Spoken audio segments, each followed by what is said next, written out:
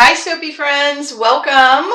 We are going to make some holiday soap. It's too late in the season to make holiday soap for selling, but you don't have to sell soap in order to enjoy making soap. I know a lot of folks that do not sell their soap, they just make it because they love it. There was this beautiful post over in the group and someone had basically done what we're doing. I was like, I just have to do that. It is just absolutely gorgeous. And you know that ribbon candy? Or maybe even pulled taffy, and you get red and green and white kind of streaked and pulled together. And she did it with a wood grain. It's like, oh, that's so clever. I'm going to show you what I have set up, move a couple things off the table so I have more room. We're using Ann George's indigo powder. Now, what I did was I made a decoction with indigo ink. There is our indigo ink. We're going to be using that along with infused annatto. All the colors are from Ann George's. So there's our infused oil. I have already poured off some of the amount we're going to use in here. Then the next container holds, this is more olive oil. It's white, meaning it's not infused. And we're going to be using madder root from Ann George's. And for that, I made a slurry. Give that a little extra stir. So this is all hydrated and ready to go. And we'll be using that to color for our red.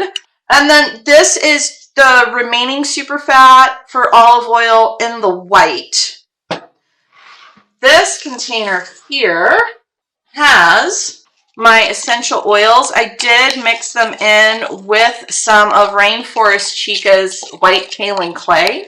And the essential oil blend is the floral mint that's over in the Holiday Soaps Best Friends exclusive. It's got a bunch of essential oil blends that are suitable for holiday soaps, has some color ideas, other aroma ideas, and it has packaging gift set information too. So for those that do sell, you could have checked that out to help you all along. And then this is just my 1:1 sodium hydroxide.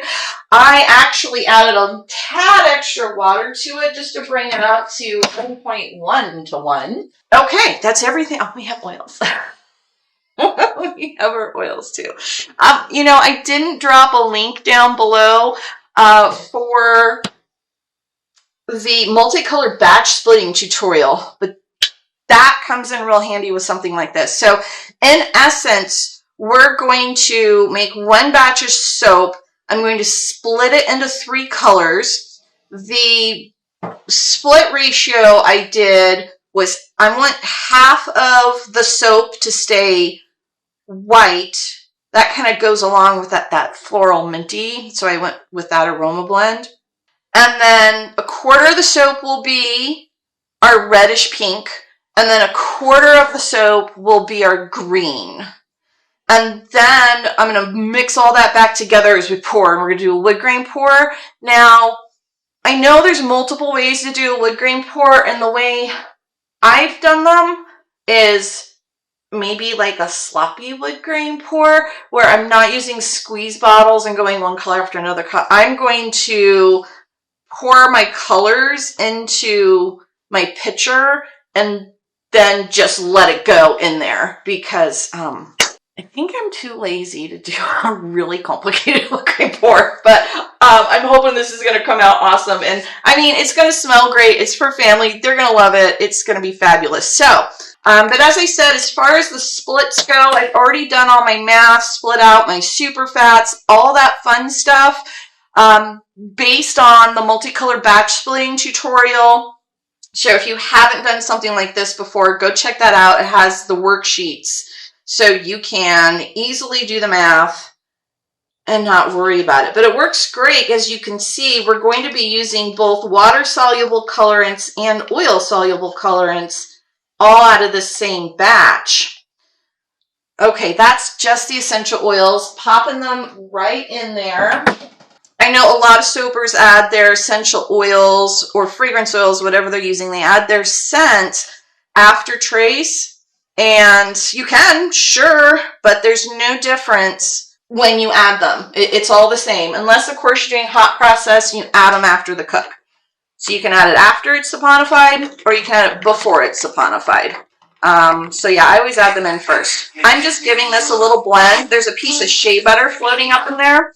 This is a modification to my go-to vegan palm-free recipe. And I pulled some olive oil out and added in shea butter. I put 8% shea butter in it. So I pulled 8% of the olive oil out and added that back in as shea butter. So for those of you with the recipe, if you want. And I did that because I wanted just a little creamier lather. Oh yeah, that's good enough because we're going to be adding our sodium hydroxide next. There's been lots of talk about water content and understanding how much water you need to be using in your soap, and lots of questions of people really getting confused about water discounts, because water discounting is confusing because, well, you're not really water discounting. You're just using a different amount of water. But anyway, go check out on the Soapy blog. There's a new blog post that I put up, and it explains how much water you need to make soap, why you'd want more or less. And there's a video of the trace tests we did, because adding more water actually makes your soap heat up faster, which makes it trace faster. I am soaping at room temperature here, and I'm just looking for an emulsion right now. Well, I guess a little more than room temperature. My oils are about 88. My lye solution was room temperature, 70 degrees-ish. Just looking for a stable emulsion. Oh, let's get a good picture of testing for that too. Because I know that's another thing a lot of soapers have trouble with, is deciding whether or not they have an emulsion or not. All I'm doing is I'm bringing my stick blender up and out, and you see the film on it? That's our batter. And I'm just gonna wait and see if it separates. Well, here's a good blob of it right here. I think you can see that, where it's just kind of white and creamy. And you can just wait for, I don't know, a minute or so. Seeing the ABCs or something. Yeah, it's not separating out. You'd be able to see if it was separating out. So we're good. Okay, so that's an emulsion. All right, so now I'm going to split everything off. I already did all my math, so let me remind myself of what my math is. I need to pour off 528 grams into each of my little pitchers here. So we'll go ahead and do that. And I'm just pouring right out of here. Okay, I want to get the red set up first. So I'm just going to mix that super fat in. Remember, it was already poured in there. And we will bring all of these up to a trace. I'll definitely need to give them each a little stick blend to get our super fat mixed in nicely. Or I might stir them by hand. Because so I want to keep my batter thin, but not too thin. You want your colors to flow together, but you don't want them to muddle up together. All right, so this is going to be the red. And I'm just going to, I measured out enough of my slurry to get my nice red. And I might add it all, I might not add it all. I'm winging it today. And I'm just going to do this until I feel happy. Yeah, it's being very much oil watery. Don't want to mix because of the super fat. So basically starting to break emulsion because we added more oil and water. So let's get that whipped back up. Then we'll add more color and see how that goes. Okay, I'm thinking I want it darker red now. I was thinking I want it lighter red. Now I want it darker red. Because we're still get pinks where everything blends together, right? I know, it looks purple in here, but if you look at some of the floating soaps we made, and there's also the candy cane pour that we did. That's up on YouTube. This is the same color. It comes out a lovely red. All right, I don't want to overstick one, so I'm going to stop there. Okay. Oh, and before I forget, super fat for our white. Let's make sure that gets put in. You could just see me forgetting that. Then we'd end up with all the white being lye heavy. Once you've done the math, I think with splitting colors like this and using infusions to color your soap, I think the hardest part is remembering to get all the super fat into each split. And the math's pretty easy too, especially if you just follow along with the worksheets. Let's get our green set up. Just gonna get this mixed in pretty well. It smells great in here. So this is spearmint, peppermint, lavender, and a little bit of tea tree, and it blends up really well to, it reminds me, I mean, it's a Christmas smell, and it's a Christmas aroma. You know, there's always flowers around at Christmas time, but there's also lots of mints and pine smells. Very Christmassy, if you ask me. Okay. This was a pretty strong infusion. That's looking a little on the orangey side. We're going with it. Let's hope we don't end up with too much orange in our green. It's going to go for a lighter green, but we might have to go darker green just because we have that's so orangey.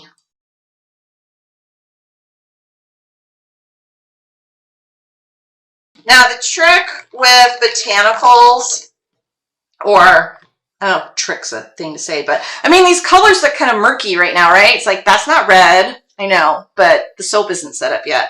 And this is more baby poop than green right now.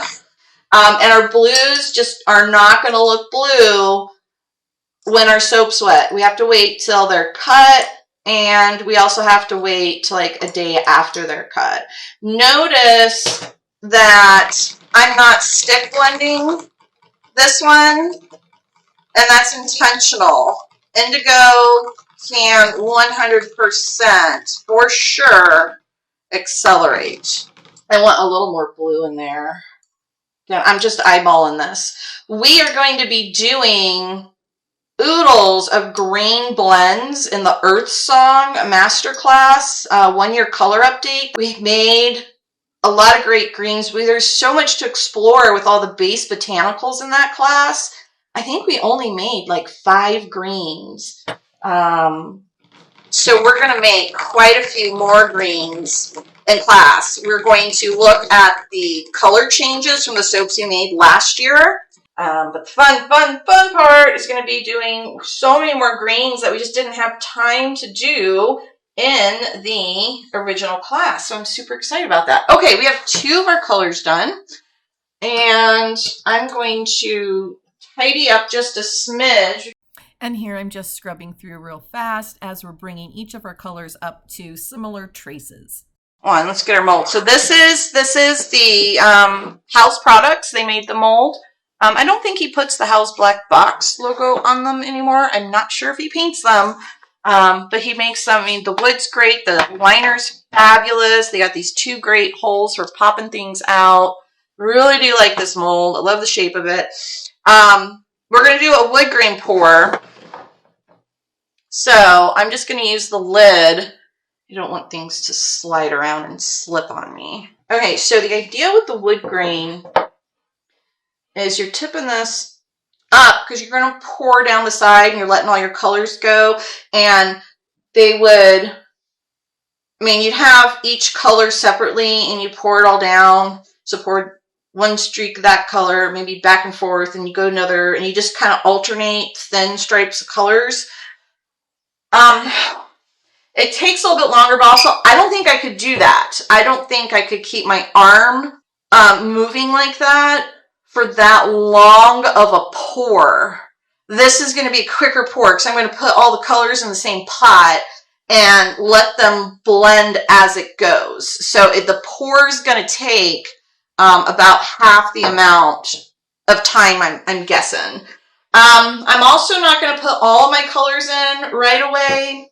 Again, because I just don't want my pot to be too heavy. So I'm going to let's do the green on this side. Oh, I think I got my trace just right, and I'm going to have a lot of color blending going on here. Because it's dipping down, so I think we'll get reds and pinks is what I'm getting at. And on our greens, I'm hoping we get darks and lights. So a lot of color blending going on there. I think I need to add more in. So, see, now I'm using both my hands because of the whole arm situation. Okay, and I'm just going to slowly go. And there, you see the colors coming out now? Oh, there now, some greens going. Okay, I'm going to put more color in. And again, I'm just doing it that way because of the weight.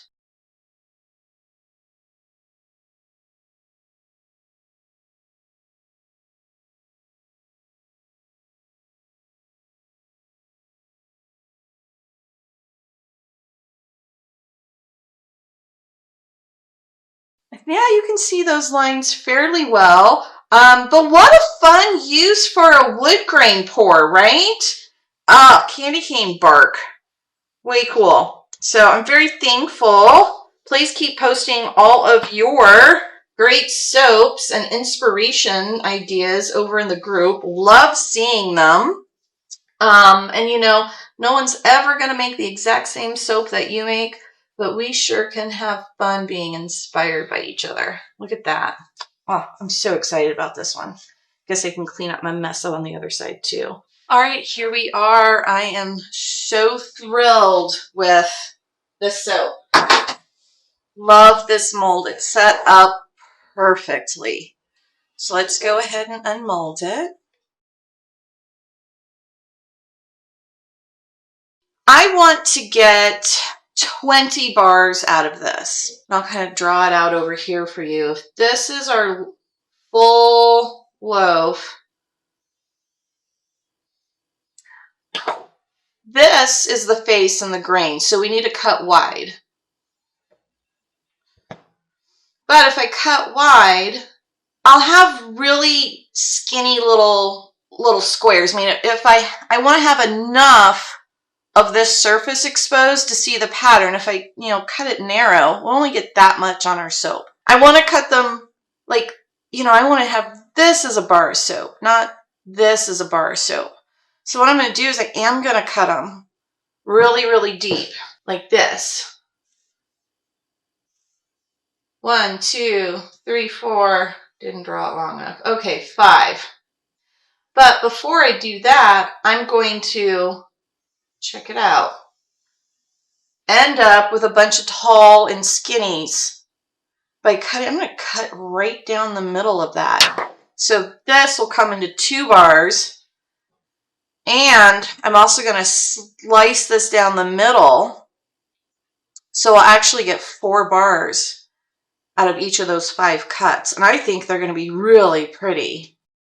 And this is a speedy replay of all those cuts I just tried to explain. So the first thing I'm doing is I'm shaving off the bottom. It just had too much weight. Then I am taking the loaf, it's face up right now, and slicing it down the middle. And I also shaved off the top of it, even though I didn't show it. Now I'm turning the loaf sideways and splitting each of those sections down the center if we were looking down the top of it. So now we have all these really thin pieces that I can cut into what I'm calling mini tall and skinnies. I did just trim the little edge piece off there so you can see the wood grain all throughout. What you're looking at now is actually the top of the loaf of soap. And I did get 20 full bars plus lots of end pieces, which I put in some scrap sacks along with the bevel ends here from beveling the soaps. This was such a fun pour. Love the colors. They came out great, Christmassy reds and greens with botanical extracts. Thanks to everyone over in the group for posting and sharing all of your wonderful soapy creations and for inspiring this pour. I hope you enjoyed this just as much as I did. And until next time, my dear soapy friends, happy soaping.